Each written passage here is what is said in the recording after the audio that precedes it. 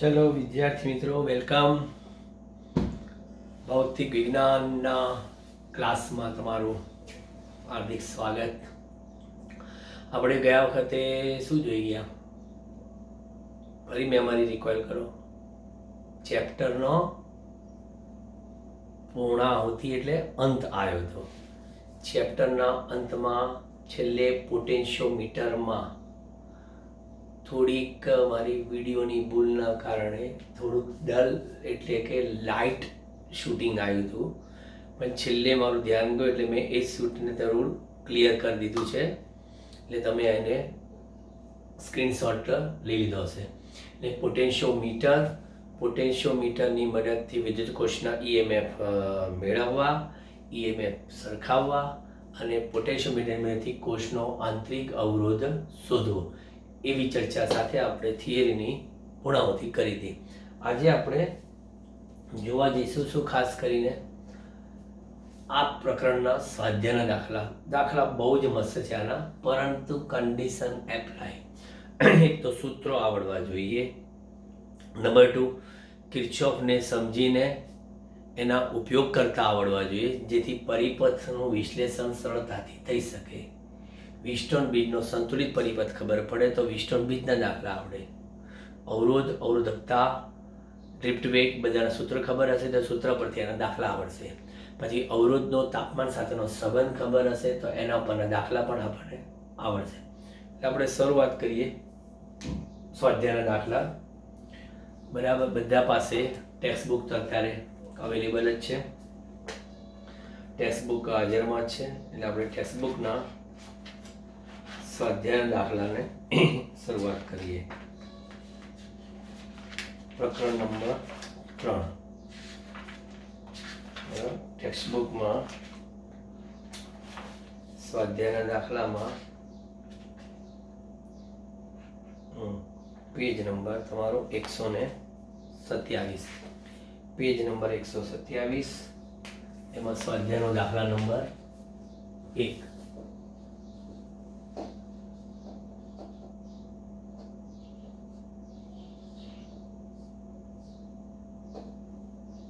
સ્વાધ્યાય દાખલા નંબર 1 એટલે આપણે લખીએ છીએ 3.1. એક કારની સંગ્રાહક બેટરીનું ઈએમએફ 12 વોલ્ટ છે. જો બેટરીનો આંતરિક અવરોધ 0.4 ઓહ્મ હોય તો બેટરીમાંથી કેટલો મહત્તમ પ્રવાહ ખેંચી શકાય? બેટરીનું ઈએમએફ 12 વોલ્ટ એને આપેલું છે. આંતરિક અવરોધ 0.4 ઓહ્મ આપેલું છે. કેટલો મહત્તમ પ્રવાહ ખેંચી શકાય એવું આપણને કહે છે. હવે એક સિમ્પલ વસ્તુ છે કે ખાલી આપણે આ બેટરી લઈએ તો કઈ પ્રવાહ પસાર થવાનો નથી, અને આ એનો આંતરિક અવરોધ.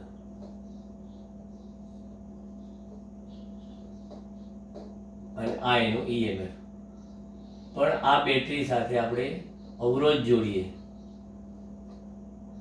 તો સર્કિટમાંથી એટલે કે પરિપથમાંથી પ્રવાહ પસાર થાય છે એવું આપણને ખબર છે.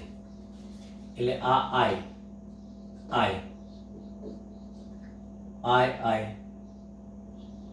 અને અહીંયા આઈ, એવું જરૂર નથી કે બધે આઈ આપણે બતાવવા પડે. આ અવરોધ આર, તો પરિપથનો કુલ અવરોધ R પ્લસ R થાય. તો અહીંયા આપેલ પરિપથમાંથી વહેતો પ્રવાહ કેટલો? પરિપથમાંથી વહેતો પ્રવાહ કેટલો? એ પરિપથમાંથી વહેતો પ્રવાહ I બરાબર લાગુ પાડેલા વોલ્ટેજ ભાગ્યા R પ્લસ R લખી શકાય. લાગુ પાડેલ વોલ્ટેજ ભાગ્યા R પ્લસ R. હવે અહીંયા આગળ આપણે એવું કહી શકીએ, અત્રે E અને સ્મોલ r કેવા છે? અચળ છે, બરાબર. એટલે માટે આઈ મહત્તમ મેળવવો છે મારે, બરાબર. તો આઈ મહત્તમ મેળવવા માટે આપણે એવું કહી શકીએ કે આર ઘટાડતા આઈ શું થાય? વધે. આર જેમ ઘટે તેમ આઈ વધે. હવે આર આપણે કહીએ મિનિમમ, ઇમ્પ્લાઇઝ આર આઈ કેવા મળે? મેક્સિમમ. આર ઘટાડતા ઘટાડતા મિનિમમ લઈએ. હવે આ આર મિનિમમ બરાબર 0 લેતા કોષમાંથી ખેંચાતો મહત્તમ પ્રવાહ કેટલો? હવે E/R. આપણે જોઈએ છે આઈ મેક્સિમમ બરાબર E એટલે કે 12 ભાગ્યા કેટલા? 0.4 એટલે કે 120 ભાગ્યા 4. તો પરિપથમાંથી ખેંચાતો મહત્તમ પ્રવાહ કેટલો? 30 એમ્પિયર. આ એનો જવાબ. મહત્તમ પ્રવાહ આટલો આવવો જોઈએ. ચાલો, ત્યાર પછી આપણે જોઈએ સ્વાધ્યાય 3.2.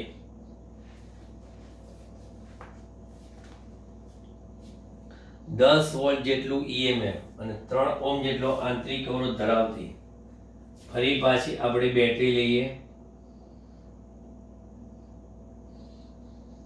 આ આંતરિક અવરોધ લઈ લઈએ. આંતરિક અવરોધ માટે આપણે આ રીતનું નોટેશન આપીએ છીએ. ઈએમએફ આંતરિક અવરોધ, બરાબર. પછી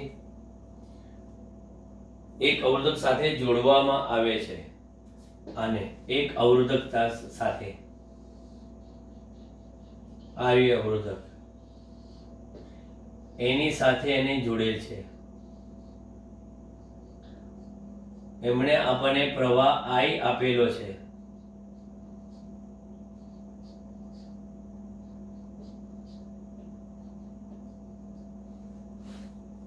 I આપેલો છે 0.5 એમ્પિયર. તો અવરોધકનો અવરોધ કેટલો હશે? જ્યારે પરિપથ બંધ એટલે જોડેલો હોય તે સ્થિતિમાં બેટરીનો ટર્મિનલ વોલ્ટેજ કેટલો હશે? એ આ ખાસ ક્લેરિફિકેશન કર્યું બેટરીનો ટર્મિનલ વોલ્ટેજ માટે. હવે અહીંયા આગળ આપણી પાસે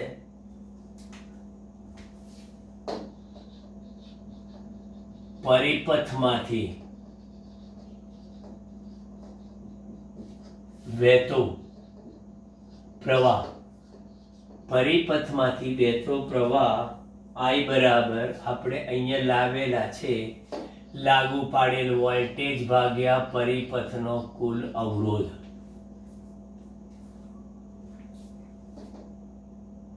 એટલે અહીં તમને આપેલા છે E, આપેલા છે R સ્મોલ r, આપેલા છે I, શોધવાના છે R. બોલો શું આપેલા છે? 10 વોલ્ટનું EMF, 3 ઓહ્મનો આંતરિક અવરોધ, 0.5 એમ્પિયર પ્રવાહ. ઓકે, આટલી વસ્તુ આપેલી છે. આપણે R શોધવાનું છે.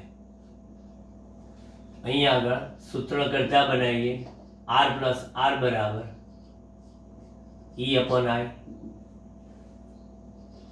તો R બરાબર શું? E અપોન I માઇનસ કેટલા? R.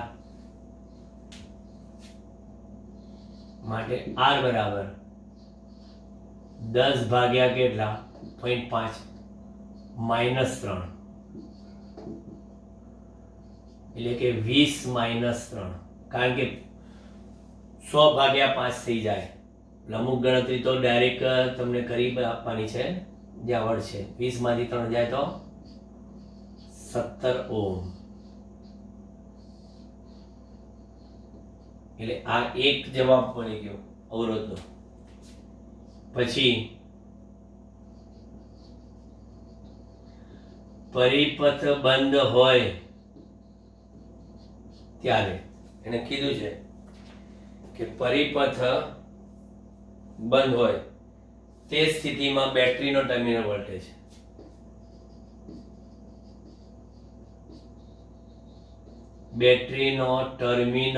વોલ્ટેજ V બરાબર IR અથવા તો V બરાબર E માઇનસ IR કરો તો પણ થાય.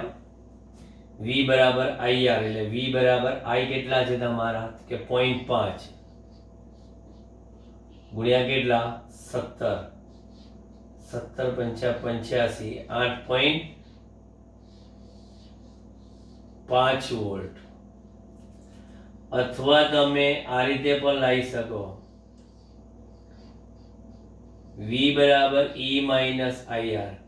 પરિપથ જોડેલો હોય, પરિપથમાં બેટરીમાંથી પ્રવાહ પસાર થતો હોય એ વખતની સ્થિતિ બરાબર ઓપન સર્કિટ કન્ડિશન હોય ત્યારે એવા સંજોગોમાં ટર્મિનલ વોલ્ટેજ અને વિચાલક બળ બંને કેવા થાય સરખા.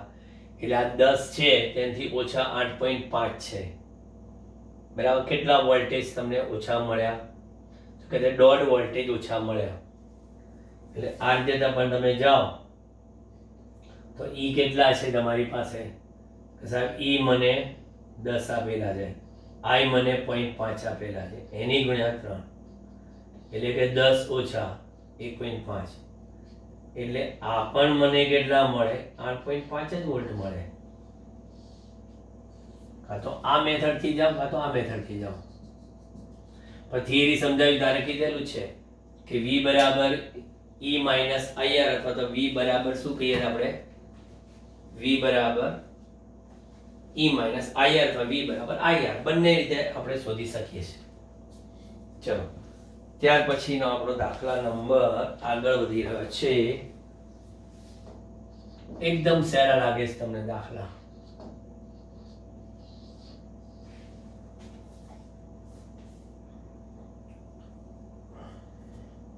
એક ઓમ 2 ઓમ અને 3 અવરોધ શ્રેણીમાં જોડેલા છે તો સંયોજનનો કુલ અવરોધ કેટલો હશે? એટલે અહીંયા આગળ 1 2 3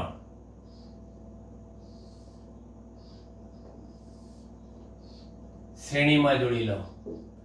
R1 R2 R3 R1 1 ઓમ R2 2 ઓમ R3 3 ઓમ શ્રેણીમાં જોડેલા છે. તો સંયોજનનો કુલ અવરોધ R સિરીઝ ત્રણેય અવરોધનો સરવાળો એ તો સીધી વાત છે 1 + 2 + 3 6 ઓમ. ચલો સંયોજનનો કુલ અવરોધ 6 ઓમ. એટલે આ એક વસ્તુ એને કીધી હતી. બી જો આ સંયોજનને 12 વોલ્ટ જેટલું EMF અને અવગણ્ય આંતરિક અવરોધ ધરાવતી બેટરી સાથે જોડવામાં આવે તો દરેક અવરોધના છેડે વોલ્ટેજ તફાવત શોધો. બરાબર. એટલે હવે એને કીધું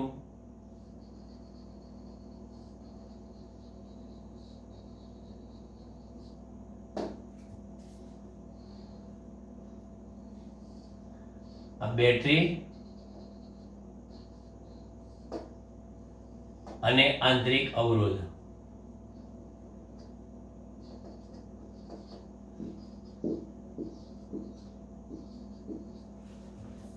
બરાબર. તો હવે આમાંથી આ પ્રવાહ I શ્રેણીમાં દરેકમાંથી વહેતો પ્રવાહ I. તો દરેક અવરોધના બે છેડા વચ્ચેનો શું શોધવાનું તમારે? વીજ સ્થિતિમાનનો તફાવત. વીજ સ્થિતિમાનનો તફાવત જુદો જુદો આવે દરેકનો.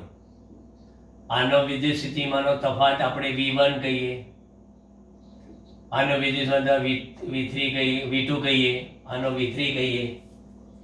સૌથી પહેલા તો આપણે કહીએ પરિપથમાંથી વહેતો કુલ પ્રવાહ બરાબર લાગુ પાડેલા વોલ્ટેજ ભાગ્યા કુલ અવરોધ લખાય. સિરીઝનો રેઝિસ્ટન્સ RS પ્લસ R. કેટલા વોલ્ટની બેટરી જોડેલી છે? 12 વોલ્ટ અને અવગણ્ય આંતરિક અવરોધ વાળી. બરાબર, એટલે અહીંયા આગળ E બરાબર કેટલા? 12 વોલ્ટ અને R બરાબર 0 ઓહ્મ. અવગણ્ય આંતરિક અવરોધ એટલે ગણવાનું નથી. તો પછી કુલ પ્રવાહ I બરાબર 12 ભાગ્યા RS કેટલા લાયા? 6, એટલે 2 એમ્પિયર થયું. તો પછી આવા સંજોગોમાં V1 બરાબર શું થાય? IR1 થાય. V1 બરાબર IR1. I કેટલા છે? 1 into 2 એટલે 2 વોલ્ટ થાય. બીજો વોલ્ટ કેટલો આવ્યો? IR2. IR2 બરાબર 2 ગુણ્યા 2 એટલે કેટલા થાય? 4 વોલ્ટ. V3 બરાબર કેટલા થાય? IR3. IR3 બરાબર કેટલા? 3 into 2 એટલે કે કેટલા થાય? 6 વોલ્ટ થાય. લો, બરાબર, 2 વોલ્ટ, 4 વોલ્ટ અને 6 વોલ્ટ. જોઈ લો.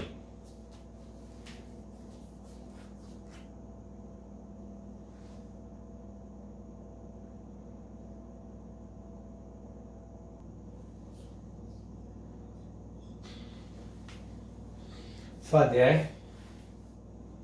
3.4.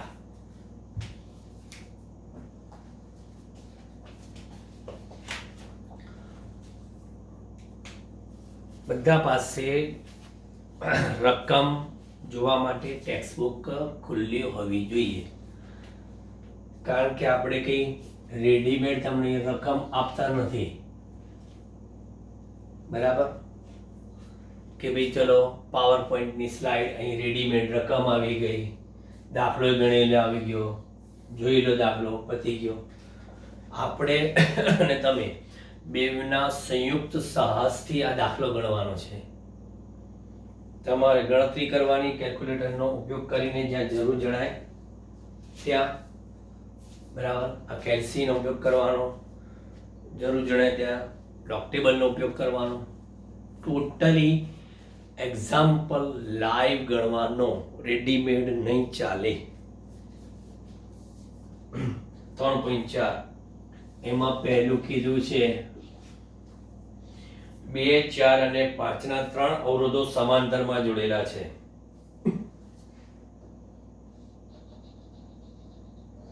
આ 1, 2, આ 3.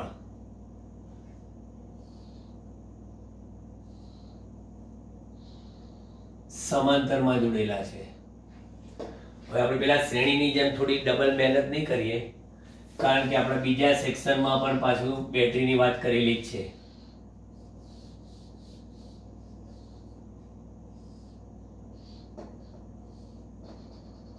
આંતરિક અવરોધ E અને R, આ 3 અવરોધ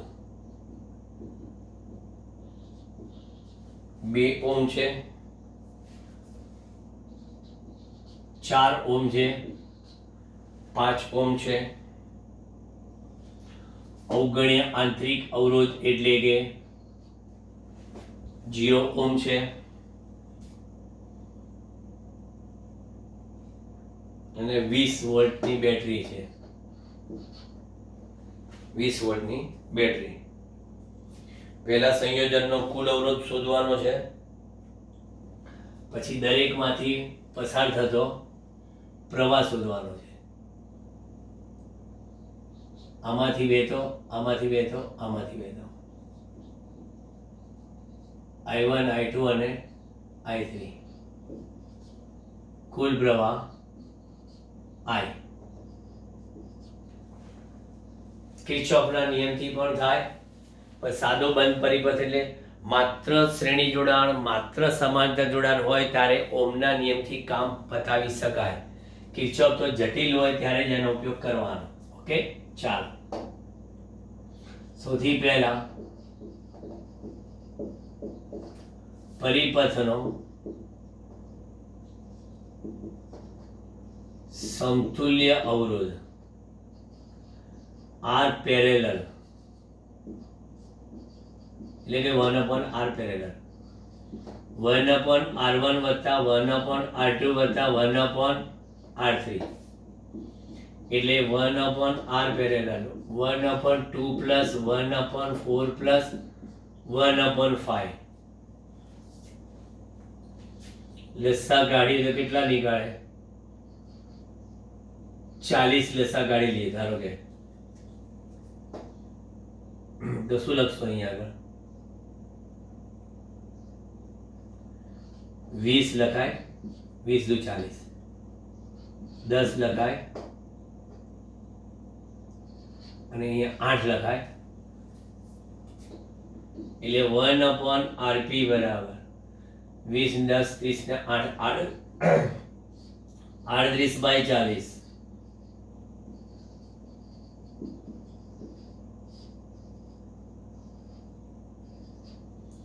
40/38 ઓમ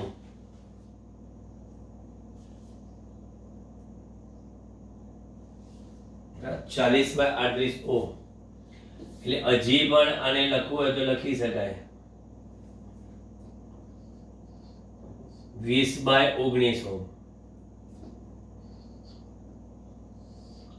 આ પણ જવાબ થઈ શકે કુલ અવરોધ આ થયો બરાબર હવે આપણને ખબર છે કે વોલ્ટેજની વાત કરીએ તો ત્રણેય ત્રણના વોલ્ટેજ કેટલા હોય 20 વોલ્ટ જેટલા કે આંતરિક અવરોધ નથી એટલે કાં તો OCC હોય તો V બરાબર E હોય અને કાં તો આંતરિક અવરોધ 0 હોય તો V બરાબર E હોય બરાબર એટલે યાદ રાખો જો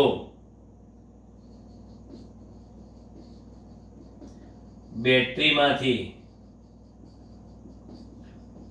વહેતો પ્રવાહ I બરાબર 0 હોય તો અથવા તેનો આંતરિક અવરોધ R બરાબર 0 હોય તો તેના ટર્મિનલ વોલ્ટેજ V બરાબર E થાય બરાબર બરાબર અહીંયા અત્રે R1 R2 અને R3 ના બે છેડા વચ્ચેનો વોલ્ટેજ બેટરીના બે છેડા વચ્ચેના વોલ્ટેજ V જેટલો જ થશે એ તો સિમ્પલ છે એટલો જ થઈને ઊભો રહે બરાબર એટલે પછી આવા સંજોગોમાં આપણે એવું કહી શકીએ કે V બરાબર કેટલા તો કે I1 R1 તો ઇમ્પ્લાઇઝ I1 બરાબર કેટલા V/R1 તો પહેલામાં 20 ભાગ્યા R1 કેટલા 2 10 એમ્પિયર આવે પહેલા અવરોધમાંથી વહેતો પ્રવાહ એ જ રીતે બીજા અવરોધમાંથી વહેતો પ્રવાહ I2 બરાબર V/R2 જ V તો 20 જ છે પણ R2 કેટલા 4 એટલે 5 એમ્પિયર થાય પછી I3 બરાબર V/R3 લખો એટલે કે 20 ભાગ્યા 5 એટલે 4 એમ્પિયર થાય બરાબર જો કુલ પ્રવાહ માંગે તો કુલ પ્રવાહ એવો થાય તો કે માટે કુલ પ્રવાહ I બરાબર I1 વત્તા I2 વત્તા I3 એટલે કેટલા 10 વત્તા 5 વત્તા 4 એટલે કેટલો થાય 10 ને 15 ને 4 19 એમ્પિયર થાય. 19 એમ્પિયર કુલ પ્રવાહ. હવે 19 એમ્પિયર કુલ પ્રવાહ છે, બરાબર. તો અહીંયા આગળ આપણે શું કરીએ, તાળો મેળવો. તાળો શું તાળો મેળવીએ કે સર્કિટનો કુલ અવરોધ આપણે આરપી, કેમ કે આંતરિક અવરોધ નથી એટલે સર્કિટનો કુલ અવરોધ આરપી બરાબર લાગુ પાડેલા વોલ્ટેજ ભાગ્યા પ્રવાહ થાય. લાગુ પાડેલા વોલ્ટેજ કેટલા છે 20 ભાગ્યા પ્રવાહ કેટલો આવ્યો 19. જોઈ લો અહીંયા આગળ આ જોઈ લો, અહીંયા આગળ આ જોઈ લો. તાળો મળી ગયો, કમ્પ્લીટ આ દાખલો થઈ ગયો. મેં આમાં હજી સુધી કિર્ચોફના નિયમનો ઉપયોગ કર્યો નથી. વિધાઉટ કિર્ચોફ લો હું કરી શકું છું આ દાખલો. જોઈ લો.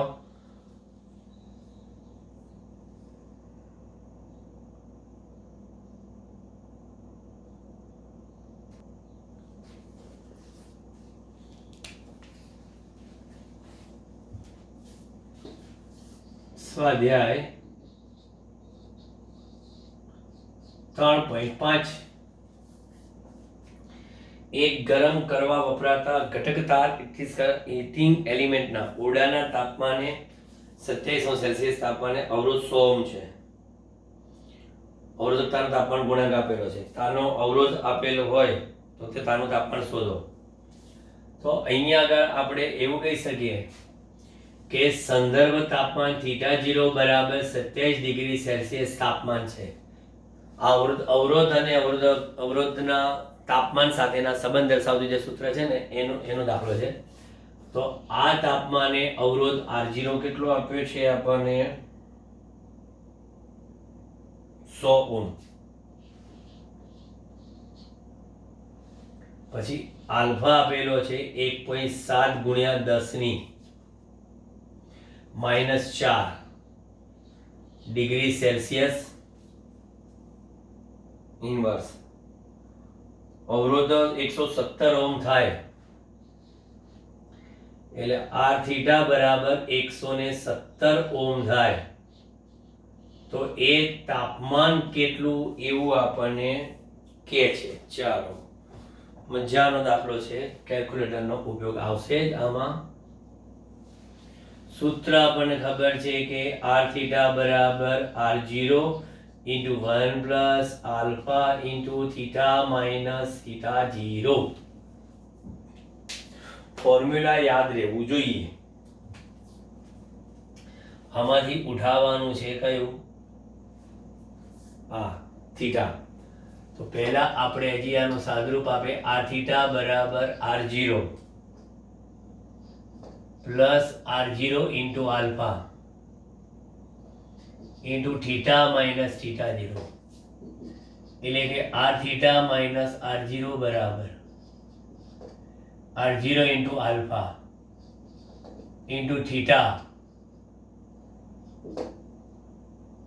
minus theta 0.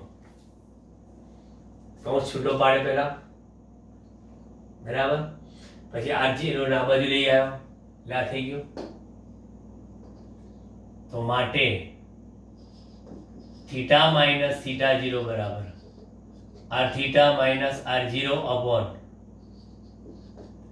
r0 into alpha લખાય. અને હજી લખવું હોય તો થીટા બરાબર r theta minus r0 into alpha plus theta 0. હવે આપણે લખીએ આ કેટલા છે 117 ઓછા 100 ભાગ્યા 100 ગુણ્યા 1.7 ગુણ્યા 10 ની -4 વત્તા 27. 117 માંથી 100 જાય 17. અને અહીંયા આગળ આપણે હવે કેલ્ક્યુલેટર 1.7 170 એટલે કે 17 ગુણ્યા 10 ની -3 વત્તા 27. થીટા બરાબર 17 કેન્સલ 1000 ને 27 ડિગ્રી સેલ્સિયસ એનો જવાબ આવવો જોઈએ.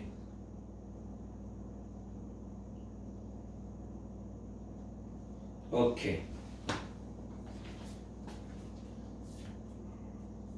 બરાબર. ચલો પછીનો દાખલા માટે નવા બોર્ડમાં જોઈ લઈએ. તમે આ બોર્ડનો સ્ક્રીનશોટ લઈ લો, પછી આપણે આ બોર્ડ ભૂસી કાઢીએ.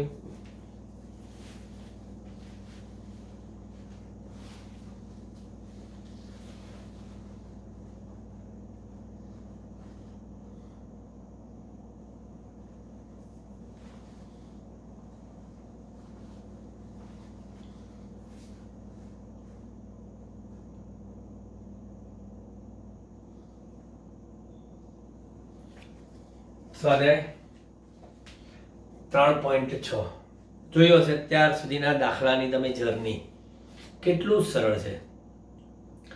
થિયરીમાં વ્યવસ્થિત ધ્યાન આપ્યું હોય, સૂત્રો બધા દિમાગમાં ક્લિયર હોય તો બધા જ દાખલા ક્લિયર થઈ જાય. અત્યાર સુધી તો બિચારા સાદા ઓમના નિયમ પર ના આવ્યા, બેટરીના ટર્મિનલ વોલ્ટેજ અને ઈએમએફ વચ્ચેના સંબંધ પર ના આવ્યા, બરાબર. પછી અવરોધ અને તેના તાપમાનના સંબંધ સાથેના સૂત્રનો એક આવ્યો, અને હવે આ છે અવરોધકતાના સૂત્ર પરનો. 15 મીટર લંબાઈના એટલે L બરાબર 15 મીટર લંબાઈના 6 × 10⁻⁷ મીટર સ્ક્વેર, A બરાબર 6 × 10⁻⁷ મીટર સ્ક્વેર ક્ષેત્રફળ. નિયમિત ક્ષેત્ર વધારે તારમાંથી અવગણી શકાય તેટલો ઓછો પ્રવાહ પસાર કરવામાં આવે ત્યારે અવરોધ 5 ઓમ માપવામાં આવે છે. હવે આવું લખવા પાછળનું તમને કારણ કહું. એણે શું કીધું કે અવગણી શકાય તેટલો ઓછો પ્રવાહ પસાર કરાવો, કે ઝાઝો પ્રવાહ પસાર કરીએ ને તો તારમાં I² RT મુજબ ઉષ્મા ઉર્જા ઉત્પન્ન થઈ તાર ગરમ થાય. તાર ગરમ થાય તો ધાતુ ગરમ થાય. ધાતુ ગરમ થાય તો એના અવરોધ પર તાપમાનની અસર પડે. એટલે આપણે અહીંયા આગળ 5 ઓમનો અવરોધ લગભગ અચળ છે એમ માની ચાલીએ. તો આ દ્રવ્યની અવરોધકતા કેટલી હશે? આપણને ખબર છે કે R બરાબર તો રોલ્લા પડી ગયા હતા, બરાબર. તો તારના દ્રવ્યની અવરોધકતા ρ બરાબર શું? RE/L 5 × 6 × 10⁻⁷ ભાગ્યા 15. ρ બરાબર 5 × 15 3 × 6 2 × 10⁻⁷ ઓમ × મીટર.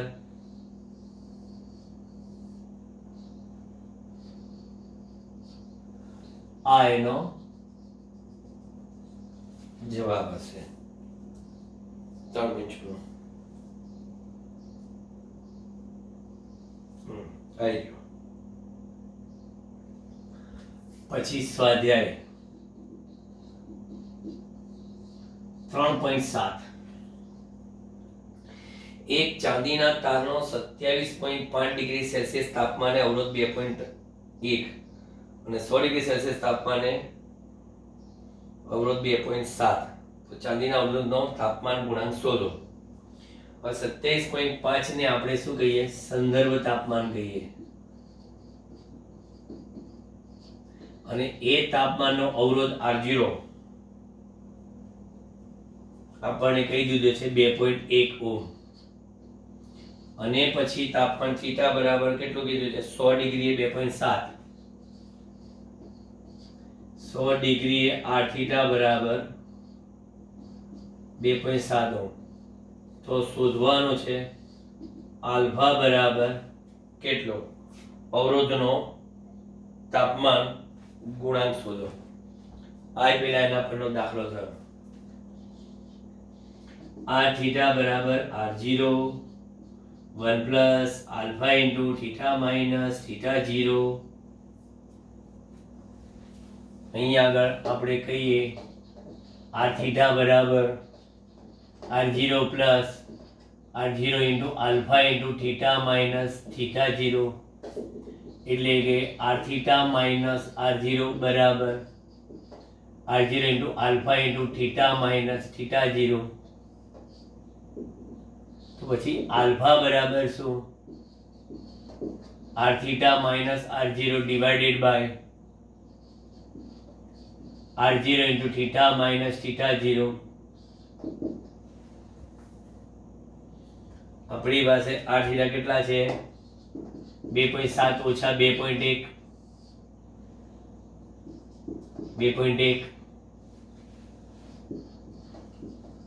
100 માઇનસ 27.5. આ બેની બાદબાકી 2.1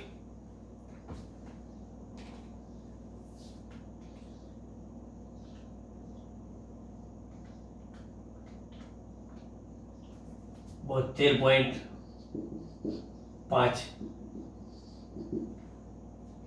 આલ્ફા બરાબર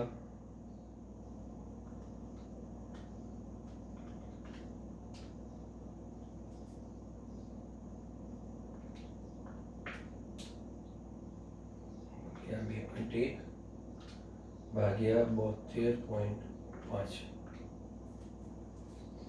0.00394 ડિગ્રી સેલ્સિયસ ઇનવર્સ, એટલે કે આલ્ફા બરાબર 10⁻⁻1 -2 -3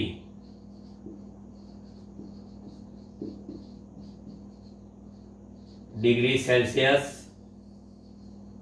ઇનવર્સ. આ આપણો જવાબ કહી શકાય.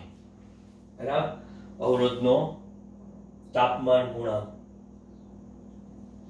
હવે 8મો દાખલો લઈ લઈએ.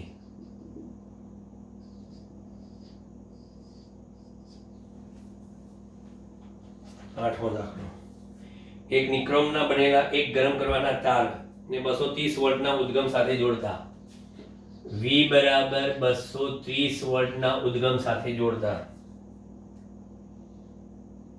પ્રારંભમાં તે 3.2 એમ્પિયર પ્રવાહ ખેંચે છે, જે અમુક સમય બાદ 2.8 એમ્પિયર જેટલું સ્થાયી થાય છે.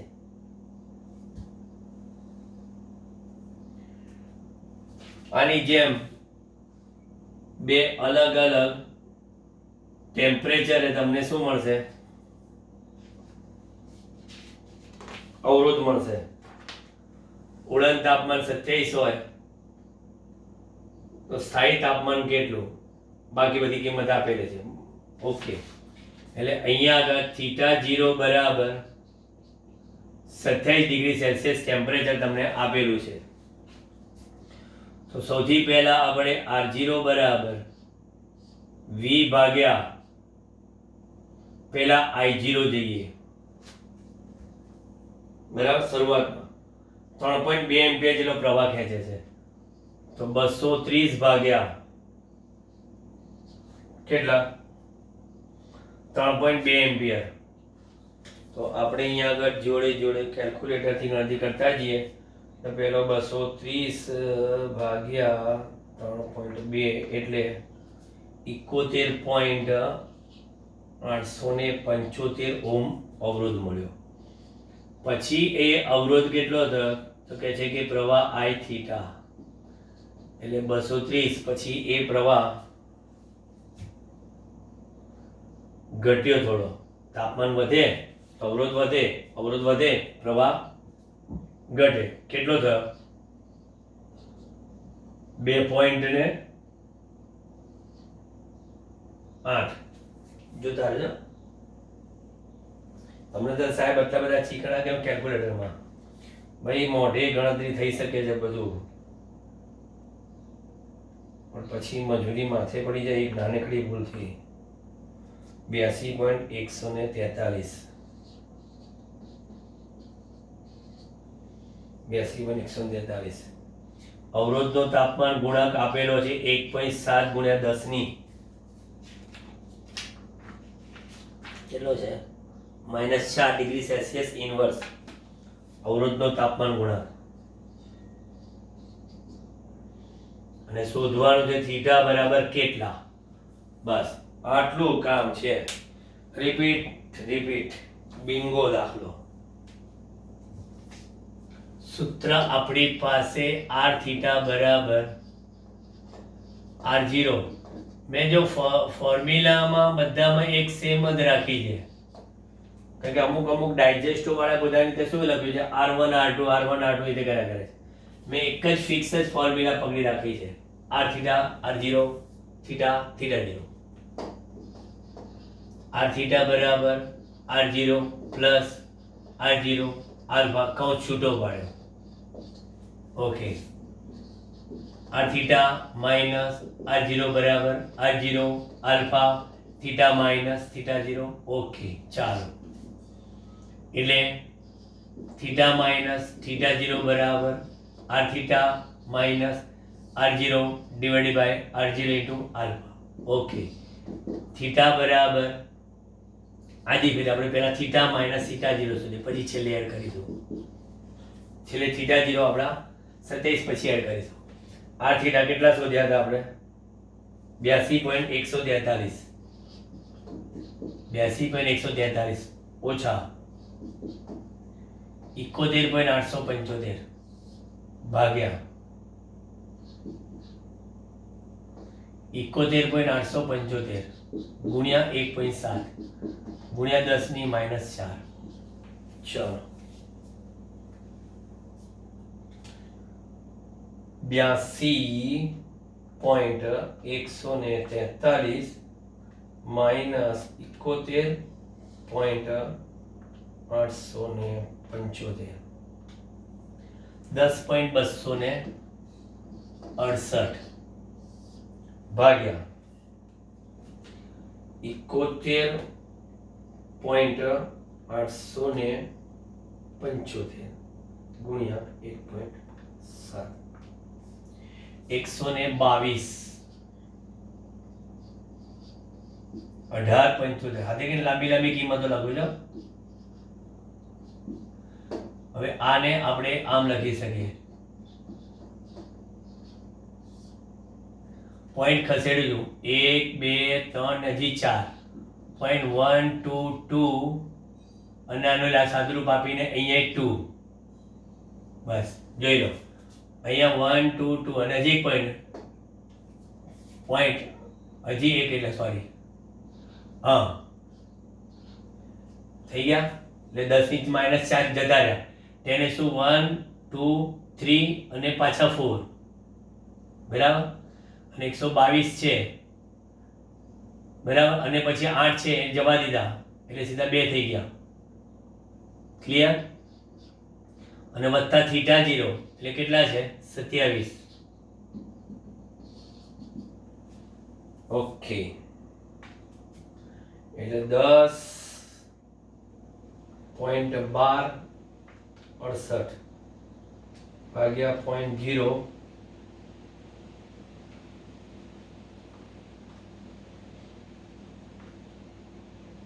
બરાબર. ઓકે 828.7 વત્તા 27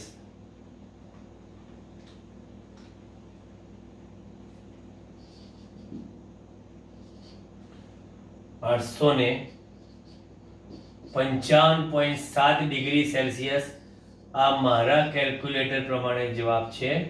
હવે એ લોકોના કેલ્ક્યુલેટર પ્રમાણે જવાબ શું આવે છે જોઈ લઈએ.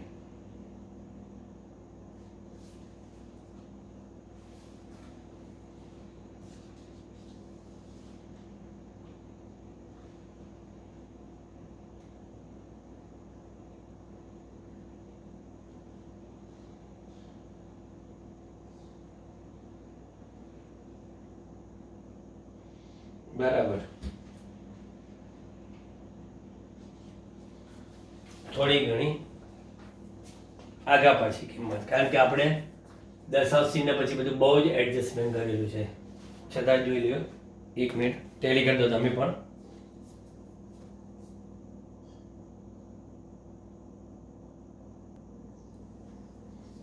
કરી જો ટેલી તમે લોકોએ.